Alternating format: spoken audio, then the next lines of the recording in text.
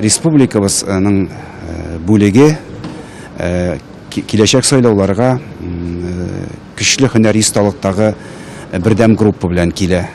Безгә бик мөһим республикабызның дәрәҗәсен Россия күләмендә, ил дөнья күләмендә тагын да ныгыту. Бирегә безнең группа зур активлык белән килә. Сәяси эшчәнлектә дә, закон чыгару эшчәнлегендә дә.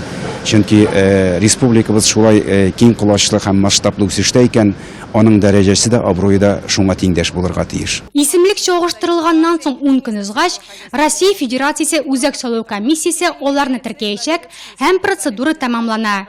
Исегезгә төшерәбез, Бердәм Россия партиясе депутатлыкка кандидатлар исемлеген 27 июньдә Мәскәүдә узган съездда тәкъдим итте. Татарстан территориаль төркеме иң күп санлылардан 20 кандидаттан тора. Исемлек башында Татарстан Республикасы президенты Рөстәм Миңнеханов. Бүген Дәүләт Думасында Татарстанны Бердәм Россия 13 депутат тәкъдим итә. Әлеге санны арттыру региональ бүлекнең максаты шундый.